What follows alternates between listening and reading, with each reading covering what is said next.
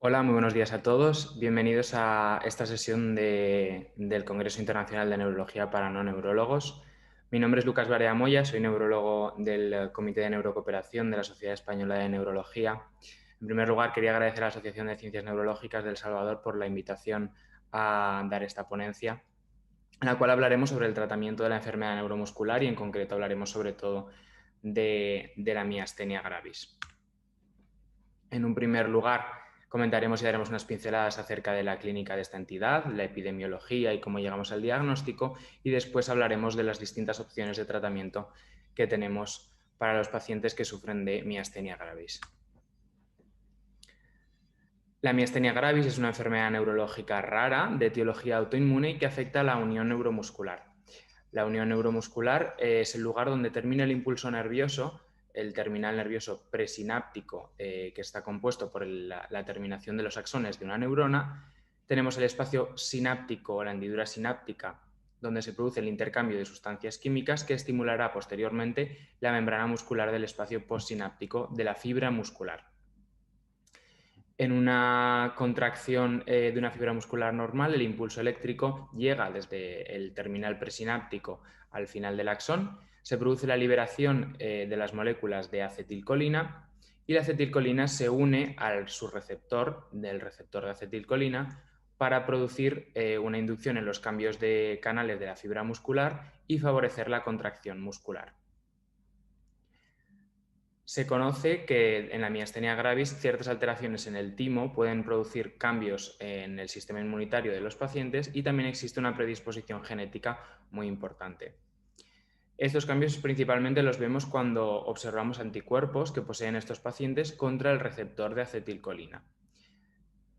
Normalmente se producen en un 80% de los pacientes que sufren esta enfermedad, mientras que otros pacientes pueden tener anticuerpos contra otros componentes de la unión neuromuscular, como puede ser la proteína MuSK o la proteína LRP4. Existen diversos mecanismos de acción por los cuales los anticuerpos contra el receptor de acetilcolina inducen una mala contracción en la fibra muscular. Por una parte, la unión de los anticuerpos a su receptor en la hendidura postsináptica, en la fibra muscular, produce la activación del complemento, lo cual finaliza con una destrucción de la membrana, inhabilitando la función del receptor de acetilcolina. Otro de los mecanismos por los cuales se produce una degradación es la internalización del receptor de acetilcolina tras la activación por estos autoanticuerpos. Y otro de los mecanismos que se ha visto que puede influir en el mal funcionamiento del receptor es el bloqueo directo que puede producir este anticuerpo con los receptores. En definitiva, la suma de estos mecanismos de acción producirá que la acetilcolina no se pueda unir de manera correcta al receptor de acetilcolina. Este receptor de acetilcolina no inducirá los cambios eléctricos necesarios para la despolarización y contracción de la fibra muscular y, por lo tanto, la fibra muscular va a generar una debilidad o no se va a contraer con la fuerza necesaria y va a producir debilidad. La miastenia gravis es la enfermedad de la unión neuromuscular más frecuente y tiene una incidencia aproximada de 8 o 10 casos por el millón y una prevalencia entre 150 y 250 casos por millón de habitantes. Como podemos ver, existe una distribución bimodal en la que existen dos picos, uno sobre todo en edad más joven, entre los 20 y los 30 años, y otro en edad más avanzada. Si bien los pacientes con edad más joven suelen tener una predominancia del sexo femenino, en la edad más avanzada esta predominancia del sexo femenino se iguala, siendo incluso más frecuente que la enfermedad en los hombres se presente en edades más tardías. Es útil hacer la diferencia entre aquellos pacientes que tienen una miastenia gravis de inicio tardío, aquellos que presentan la enfermedad más allá de los 50 años, respecto a los que tienen la enfermedad e inician y debutan con los síntomas antes de los 50 años, ya que presentan un pronóstico diferente. La remisión en general espontánea de la miastenia gravis es muy rara y se produce entre el 10 y el 20% de los pacientes, por lo que muchos de estos pacientes van a llevar los tratamientos que posteriormente veremos de manera crónica. Como comentábamos, la inestabilidad que se va a producir en la fibra muscular por la disfunción en la unión neuromuscular se va a caracterizar por fatiga. va a producir una debilidad muscular y lo más característico de esta entidad, que es lo que más debemos buscar cuando estamos preguntando a un paciente o sospechamos que un paciente pueda tener una miastenia gravis, es la fatigabilidad. ¿Qué quiere decir esto? Que la fibra muscular, al tener una menor disposición de acetilcolina y receptores de acetilcolina, cuando realiza una contracción mantenida en el tiempo, aparece la debilidad. Esto produce que fluctúen los síntomas, generalmente a lo largo del día, y sobre todo los pacientes nos referirán que estos síntomas aparecen o empeoran al final de la tarde o después de hacer ejercicio. Aquellos músculos que se verán afectados son aquellos músculos que son más dependientes de esta concentración de acetilcolina en la unión neuromuscular, o son músculos sobre todo que mantenemos contraídos durante todo el día. Es por ello que se afectan sobre todo los músculos oculares, pudiendo producir ptosis o diplopia por afectación de los músculos de los pares craneales. Pueden producir síntomas vulvares como disfonía y disfagia, de extremidades, sobre todo de carácter proximal, e incluso si la afectación es muy grave, pueden verse afectados los músculos respiratorios y producir lo que se denomina como una crisis miasténica. Estas crisis miasténicas se ven sobre todo en pacientes con miastenia gravis relacionadas con algún factor desencadenante. Generalmente suelen ser infecciones, algún fármaco o las cirugías. En función de la extensión de la afectación que está produciendo la miastenia gravis, podemos clasificarla en miastenia gravis ocular o miastenia gravis generalizada. Esta es una clasificación en estadios en la que podemos diferenciar o clasificar a nuestros pacientes en función de la debilidad que presentan. En general van de los estadios del 1 al 5 y si bien el estadio 1 está limitado a los músculos oculares, a partir de él ya estaríamos hablando de una miastenia gravis generalizada, en la que el estadio 2 se caracteriza por una debilidad leve, el estadio 3 por una debilidad moderada y el estadio 4 por una debilidad grave. En el caso de que un paciente precise una intubación orotraqueal en el contexto de una crisis miasténica, se denominaría un estadio 5. ¿Y cuáles son los factores que se asocian sobre todo a presentar una crisis miasténica o un empeoramiento de la miastenia gravis? Existen muchos factores desencadenantes, como comentábamos. Algunos de ellos pueden estar directamente relacionados con la miastenia gravis o pueden ser, independientemente de ella, algún problema médico que pueda presentar el paciente y que de manera concomitante produzca el empeoramiento de la clínica. Uno de los factores que más se ha visto como factor de riesgo para presentar una crisis miasténica es tener algún antecedente de una crisis miasténica ya. Aquellos pacientes que tienen positividad para los anticuerpos anti-MuSK tienen más riesgo de tener una crisis miasténica que aquellos que no los presentan. De hecho, el 45% de estos pacientes presentan alguna crisis miasténica a lo largo de la enfermedad. Aquellos pacientes cuya enfermedad se relaciona con un timoma o se les ha asociado un timoma al diagnóstico presentan un mayor riesgo también de presentar una crisis miasténica.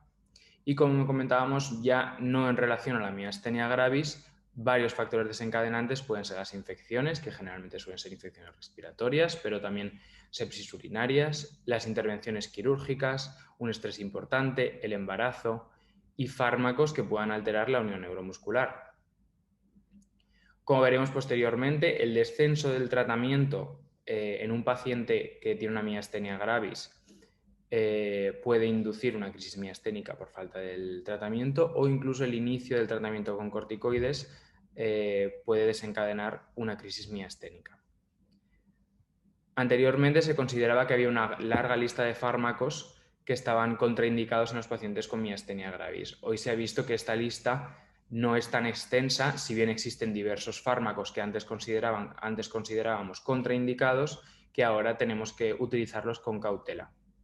Contraindicado en pacientes con miastenia gravis solo se encuentra la D-penicilamina, pero es importante usar con precaución importante la telitromicina, que se utilizará en el caso de que no tengamos otra alternativa, y hay que vigilar de cerca y tener precaución en aquellos pacientes con una miastenia gravis que puedan utilizar cualquiera de estos tratamientos. Incluimos sobre todo aquí pues, antibióticos que se utilizan de manera frecuente, como el ciprofloxacino, levofloxacino y algunos aminoglucósidos, que puedan empeorar la debilidad, en este caso en la mayoría de pacientes. Y ya existen otra serie de fármacos que no se asocia tanto a este empeoramiento de la debilidad, pero que es importante también considerar que pueden alterar la unión neuromuscular y por lo tanto podrían empeorar la clínica de los pacientes. El diagnóstico de la enfermedad lo vamos a llevar a cabo tras una sospecha diagnóstica en la anamnesis y el examen clínico, y posteriormente realizaremos algunas pruebas complementarias. Como decíamos, la anamnesis y el examen clínico es fundamental, y lo más característico de los pacientes con miastenia gravis va a ser la fluctuación de los síntomas, en la que nos van a decir que ven doble en ocasiones y sobre todo, generalmente, cuando se mantienen durante mucho rato viendo la televisión o sobre todo de predominio por la tarde, como hemos comentado, y la fatigabilidad, que es el hecho de al tener la contracción mantenida durante un tiempo, aparece la debilidad. Cuando tengamos a un paciente que se pueda presentar con una tosis o una oftalmoparesia en nuestra consulta y nosotros sospechemos que puede ser derivado producido por una miastenia gravis, tenemos algunas pruebas de apoyo que podemos realizar en ese momento para reforzar nuestra teoría diagnóstica. Una de las más utilizadas sería el test del hielo, en el cual podemos aplicar una bolsa de hielo durante 2 minutos al paciente sobre la tosis y veremos cómo posteriormente mejora. Además de esto, tenemos que realizar unas pruebas complementarias que nos van a dar el diagnóstico de miastenia gravis. Una de las pruebas fundamentales son las pruebas neurofisiológicas, en concreto la estimulación repetitiva. Como comentábamos, la baja disponibilidad de acetilcolina y de receptores de acetilcolina en la unión neuromuscular hacen que ante estímulos repetidos se produzca una debilidad. Esto lo podemos traducir a la hora de examinar a un paciente con la electromiografía y podemos realizar la estimulación repetitiva, que consiste en dar varias descargas sobre la fibra muscular separadas en un corto periodo de tiempo, y la prueba la consideramos positiva cuando observamos que existe un decremento en el potencial de acción de muscular en las siguientes contracciones más allá de cuando la repetimos más allá de la primera.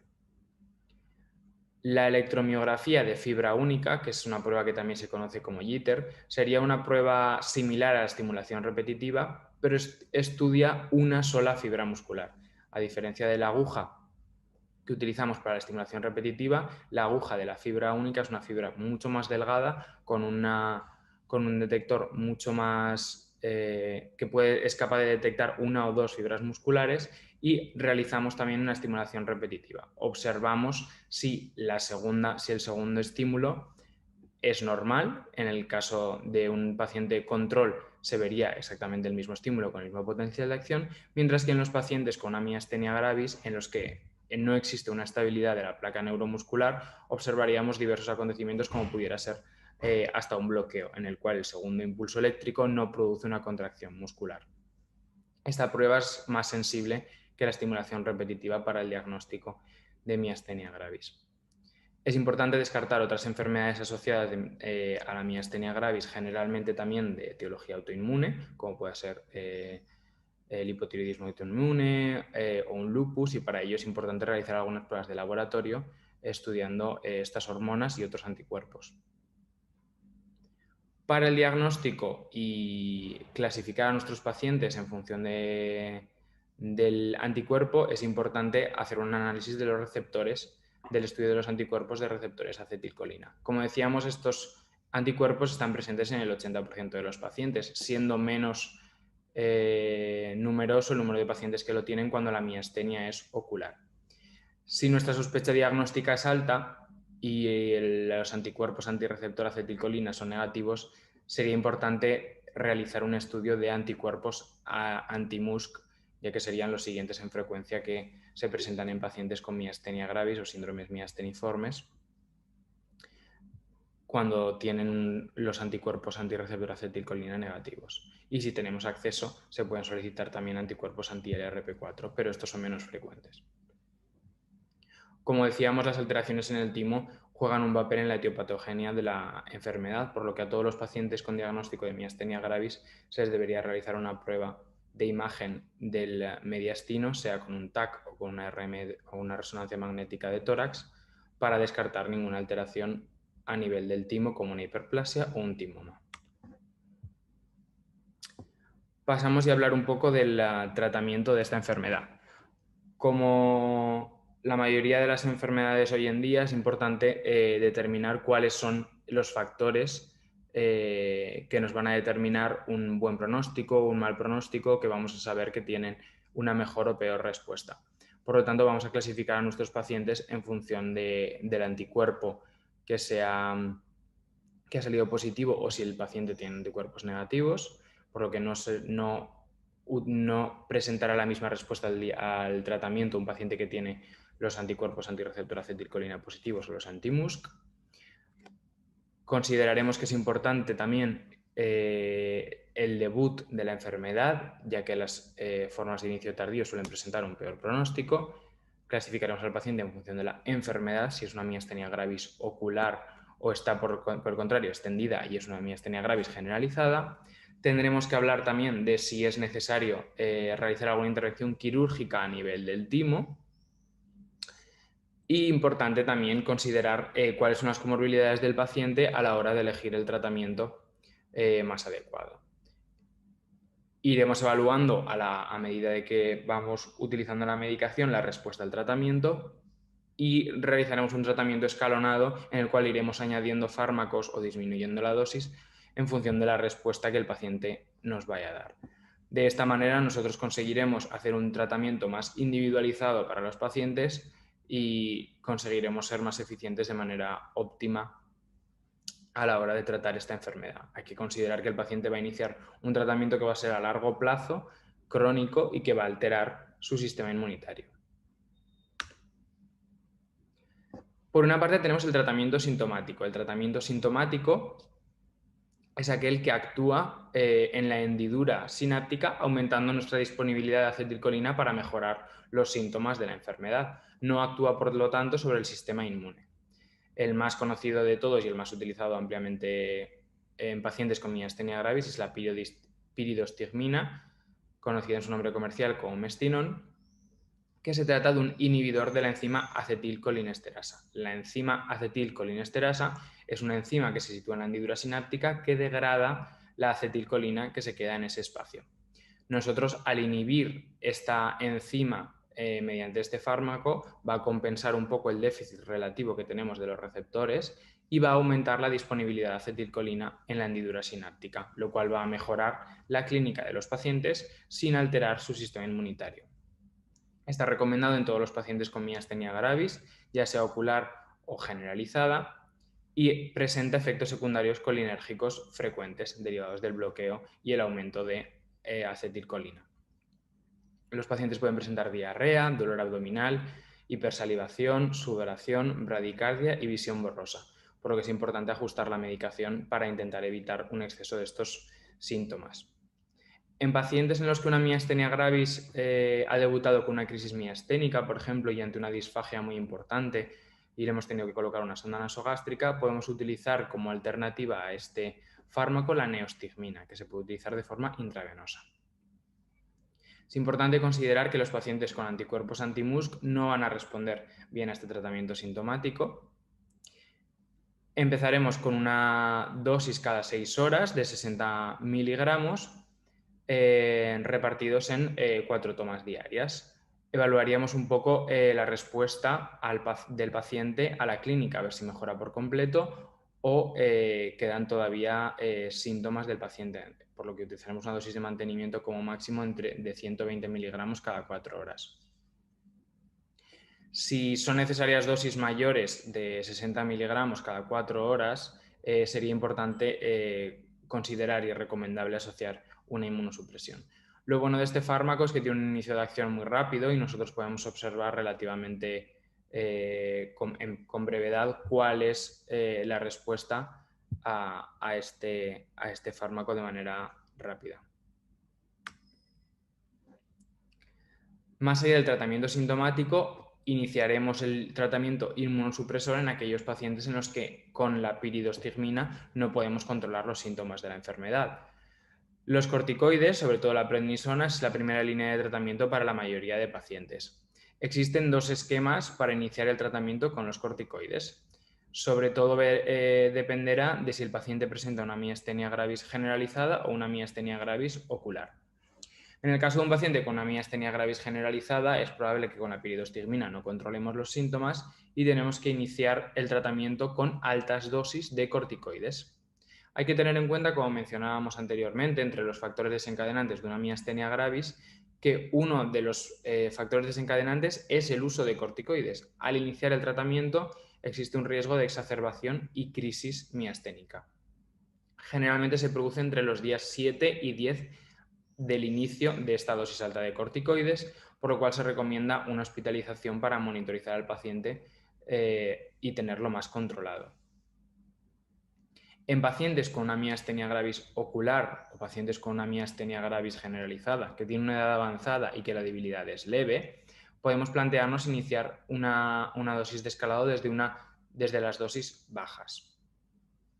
En el caso de las dosis altas, la dosis recomendada sería iniciar 1 miligramo kilo al día y posteriormente iniciar el descenso en un mes o 2 meses posteriormente que se han estabilizado los síntomas y de manera muy paulatina ir bajando cada mes después de tomar la medicación en días alternos.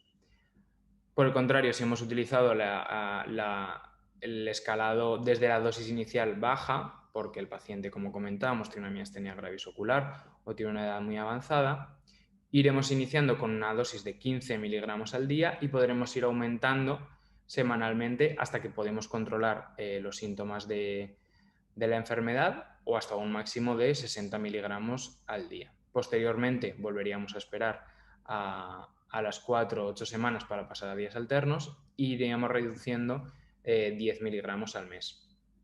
El inicio de acción de los corticoides suele retrasarse entre 4 y 8 semanas. Los efectos secundarios de los corticoides son muy frecuentes.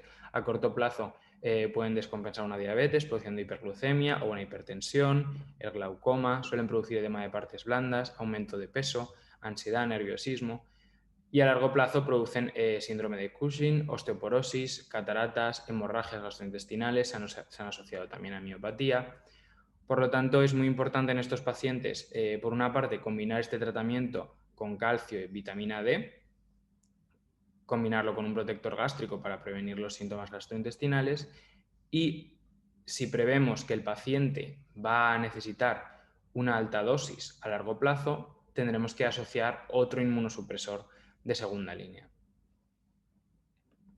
Estos inmunosupresores de segunda línea los utilizamos añadidos al tratamiento con corticoides y los conocemos también como ahorradores de corticoides, porque al actuar sobre el sistema inmune de manera más crónica, lenta, pueden controlar la enfermedad y nos permiten bajar los corticoides y prevenir los potenciales efectos secundarios que estos tienen. La azatioprina es el fármaco más ampliamente utilizado para el tratamiento crónico de la miastenia gravis como inmunosupresor de segunda línea. Es un fármaco que inhibe la síntesis de ADN y ARN interfiriendo en la función de los linfocitos T y es un fármaco generalmente bien tolerado. Puede presentar algunos efectos secundarios a corto plazo como fiebre, malestar general, erupción cutánea, náuseas y vómitos y a largo plazo suele estar relacionado con problemas hepatopancreáticos y puede producir también alteraciones en la serie blanca de la sangre produciendo anemia y leucopenia. Es por ello que es importante hacer una monitorización con analíticas sanguíneas y la función hepática y pancreática en el primer mes al iniciar la medicación y posteriormente cada 6 meses. Los efectos de la azatioprina se validaron en un ensayo clínico aleatorizado en el que se comparó a pacientes con miastenia gravis que llevaban tratamiento con prednisona solamente y pacientes que llevaban azatioprina y corticosteroides y este fármaco demostró una mayor eficacia en el control de los síntomas y una menor necesidad del uso de corticoides. El micofenolato de mofetilo sería otro fármaco en paralelo a la azatioprina, que está ampliamente utilizado, sobre todo actualmente está ganando más, está siendo más utilizado para el tratamiento de la miastenia gravis como ahorrador de corticoides. Es un fármaco que bloquea la síntesis de los nucleótidos de guanosina e inhibe la replicación de los linfocitos T y B. Se trata de un fármaco bien tolerado y se toma en ayunas antes de las comidas. Es por ello que los efectos secundarios generalmente son molestias abdominales, náuseas, diarreas y calambres intestinales. En el caso de que estos síntomas apareciesen, se recomienda fraccionar la dosis. Existen 2 ensayos clínicos aleatorizados que no mostraron un efecto superior al placebo en la reducción de corticoides, y su uso se basa un poco en serie de casos y en recomendación de expertos, por lo que la evidencia científica que tenemos con este fármaco es un poco menos robusta que la que tenemos frente a la azatioprina. Una de las ventajas que tiene este fármaco frente a la azatioprina es que podemos observar efectos sobre la enfermedad antes, tiene un inicio de acción de 1 a 6 meses, mientras que la azatioprina muchas veces hay que esperar hasta 8 meses o un año para empezar a ver efectos. Por lo tanto, en pacientes que presentan clínica de miastenia en la que no podemos controlar los síntomas rápidamente con los corticoides y la piridostigmina, quizás sería interesante asociar este fármaco antes que la azatioprina si necesitamos un inicio de acción más temprano y no podemos esperar tanto tiempo como la azatioprina. Posteriormente, ya más allá de la azatioprina y el micofenolato, existen otros inmunosupresores de tercera línea que son utilizados en pacientes refractarios en los que no conseguimos controlar la enfermedad con los fármacos previos. Estos fármacos son la ciclosporina y el tacrolimus, que son inhibidores de la calcineurina. De esta manera inhiben la proliferación y la activación de los linfocitos T. En el caso de la ciclosporina, por ejemplo, suelen presentar bastantes efectos secundarios como la hipertensión, cefalea, alteraciones a nivel del colesterol e insuficiencia renal. Por eso es importante tener cuidado en pacientes con factores de riesgo cardiovascular, y es importante realizar una analítica más o menos frecuente para controlar los iones y la función renal. Existen 2 ensayos clínicos aleatorizados en pacientes con miastenia gravis que demostraron la efectividad de este fármaco. El tacrolimus es un fármaco primo hermano de la ciclosporina, ya como comentábamos, tiene el mismo mecanismo de acción y tiene unos efectos secundarios similares. También se suelen producir cefalea, temblor, insomnio. Algunos pacientes pueden presentar parestesias que pueden ser derivadas por una polineuropatía que se ha producido. En ese caso es importante retirar este fármaco. Y también puedes compensar el azúcar, producir una hiperglucemia, hipertensión arterial, náuseas e insuficiencia renal. Es importante por ello también tenerlos monitorizados a estos pacientes y realizar unas analíticas de control frecuentes. A diferencia de la ciclosporina en este caso, existe un ensayo clínico abierto que sí que mostró eficaz sin ser aleatorizado, y en la opinión de expertos también avala el uso de este fármaco en la miastenia gravis. Por último, ¿qué es lo que hacemos cuando todos estos fármacos orales fallan y no sabemos o cómo podemos controlar a los pacientes con miastenia gravis? Pues para ello ya tenemos varios anticuerpos monoclonales que se utilizan para el tratamiento de la miastenia gravis. El más conocido de ellos con este objetivo sería el rituximab. Se trata de un anticuerpo monoclonal anti-CD20 que es muy utilizado en el tratamiento de linfomas y leucemias de células B, pero también es ampliamente utilizado en otras enfermedades de origen autoinmune, sobre todo aquellas relacionadas con la producción de anticuerpos. Se trata de una infusión intravenosa, por lo tanto los efectos secundarios sobre todo están relacionados con la infusión, suelen ser leves, como prurito, fiebre, escalofríos, y estos efectos secundarios normalmente se suelen prevenir mejor si premedicamos a los pacientes con 100 miligramos de hidrocortisona media hora antes del tratamiento con rituximab. Sería un fármaco a considerar en pacientes no respondedores a los fármacos orales que hemos mencionado y pacientes que tienen MuSK positivo, puesto que, como hemos visto, suelen responder menos a a estos fármacos y por su mecanismo de acción por la propia fisiología de los anticuerpos MuSK responden mejor al rituximab. El protocolo de inicio del tratamiento del rituximab difiere un poco de las recomendaciones utilizadas para el protocolo oncológico, digamos, o reumatológico que se utiliza en las otras enfermedades, y lo más recomendable es realizar una dosis de inicio de 375 miligramos por metro cuadrado cada semana durante 4 semanas, es decir, 4 dosis en un mes, y posteriormente dar esta misma dosis de recuerdo al mes y a los 2 meses de finalizar estas 4 tandas. El inicio de acción es relativamente más rápido que los fármacos orales y se trata de un fármaco en general bien tolerado y bastante utilizado para esta enfermedad. Otro de los anticuerpos monoclonales que se ha probado con la indicación de la miastenia gravis sería el eculizumab, que es un anticuerpo monoclonal que actúa contra el complemento, pero presenta bastante difícil acceso, sobre todo por el precio. La timectomía puede ser una intervención quirúrgica indicada en pacientes con miastenia gravis. Como hemos comentado, el timo juega un papel en la etiopatogenia de esta enfermedad, ya que las alteraciones pueden producir los anticuerpos de la miastenia.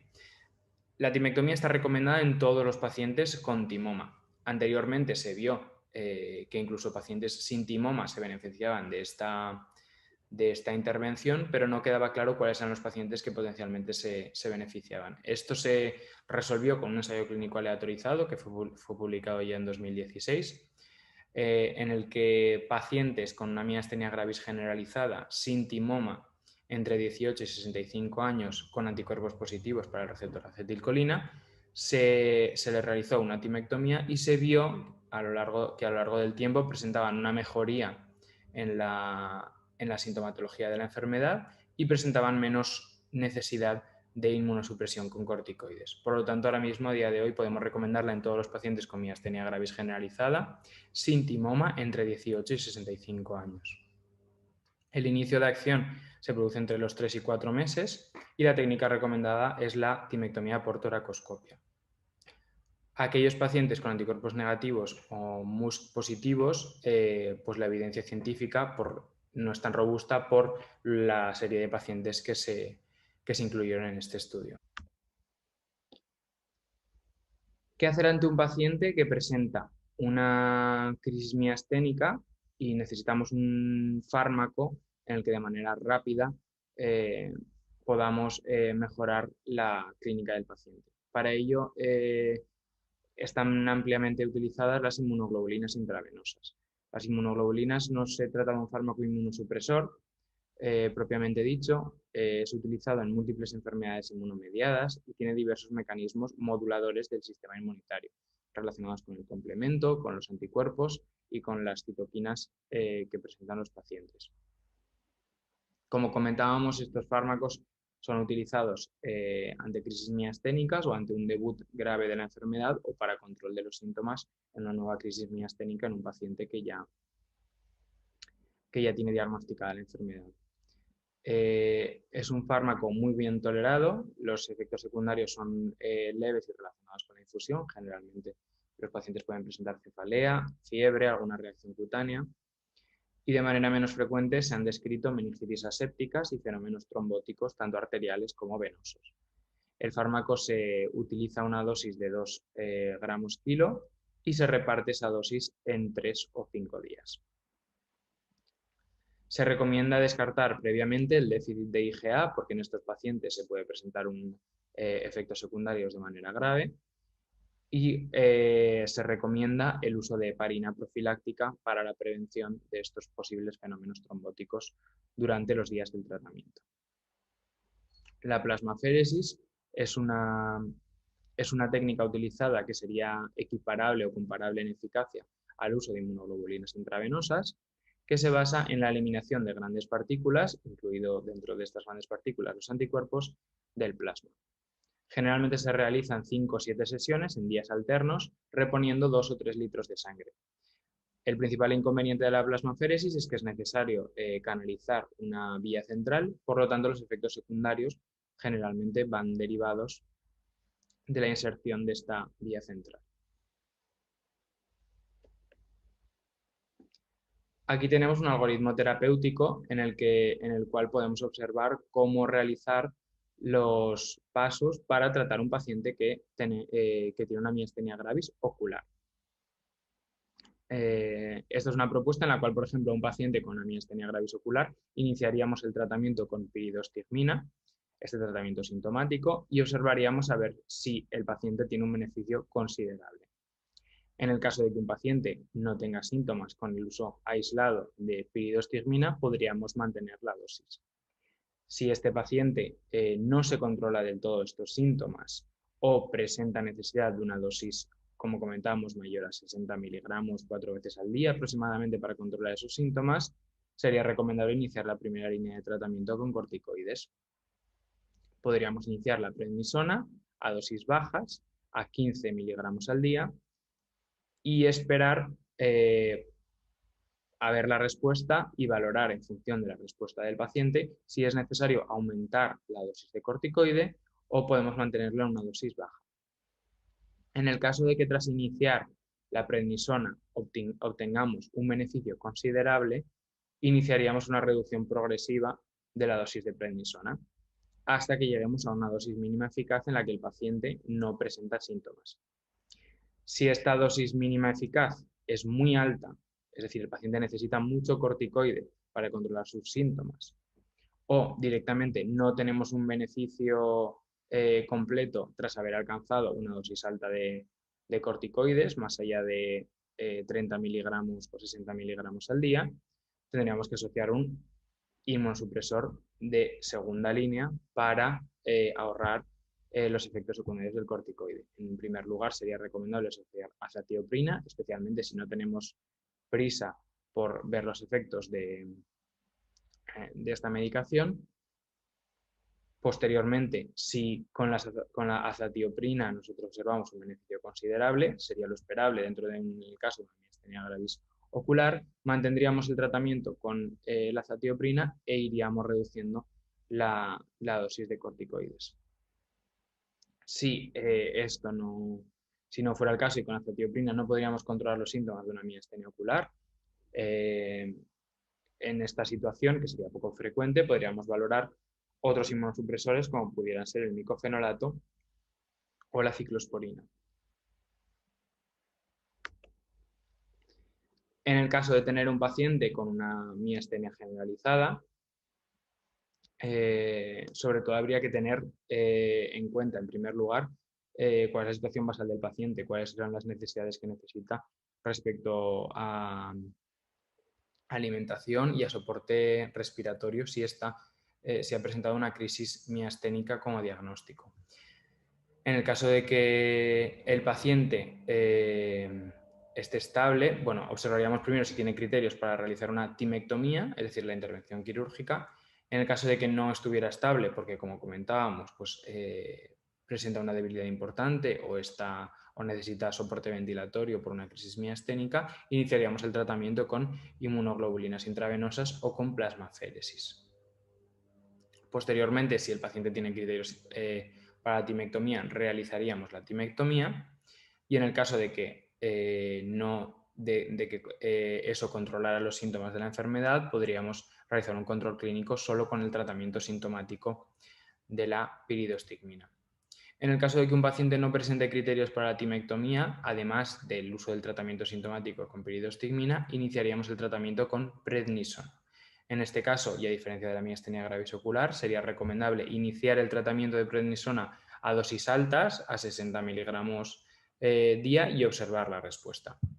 En el caso de que se produzca un beneficio considerable de los síntomas y el paciente esté en un estadio que no le limite de manera importante la calidad de vida y tenga un estadio más bajo de la escala de miastenia gravis, podríamos iniciar la reducción de dosis progresiva.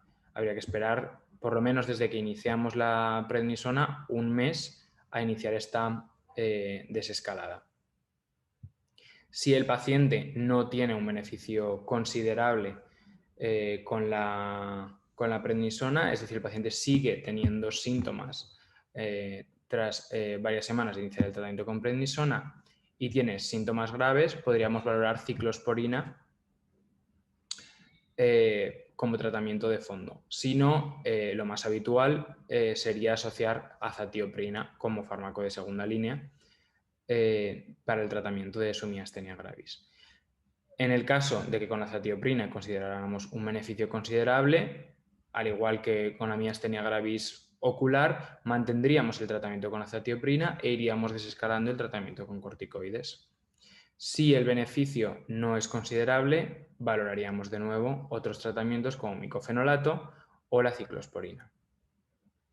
Si un paciente hemos probado estas escalas de tratamiento, la primera con corticoides, la segunda con azatioprina, y hemos valorado ya e intentado el micofenolato y la ciclosporina y el paciente no ha mejorado o sigue presentando síntomas importantes, tendríamos que valorar otro tipo de inmunosupresión como pudiera ser el rituximab.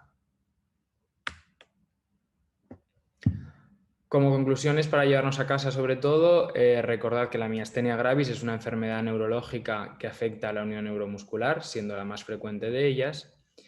Se caracteriza por una debilidad fluctuante y sus síntomas más frecuentes son la diplopia y la tosis con fatigabilidad en la forma ocular y debilidad generalizada en la musculatura proximal de extremidades.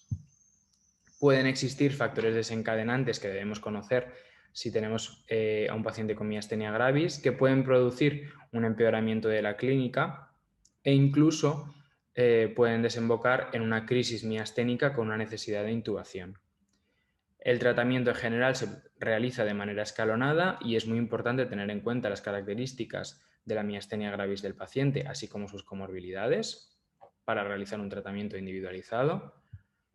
Existen tratamientos sintomáticos que aplicaremos o ofreceremos a todos los pacientes, incluyendo la peridostigmina, y tratamientos inmunosupresores que actuarán sobre el sistema inmunitario, actuando de una manera más lenta, siendo los más frecuentemente utilizados los corticoides y la azatioprina. Siempre ante un paciente hay que valorar si es necesario o recomendable realizar una timectomía o no realizarla. Y en el caso de que tengamos la necesidad de realizar un tratamiento a corto plazo, podemos utilizar las inmunoglobulinas intravenosas, sobre todo si nos hallamos ante un paciente con una crisis miasténica. Eso es todo, daros las gracias por vuestra atención. Lamento no poder asistir al congreso o a la ronda de preguntas, pero os dejo aquí mi email para cualquier consulta, duda o sugerencia que tengáis acerca de los temas que hemos tratado. Disfrutad mucho del resto del congreso y saludos.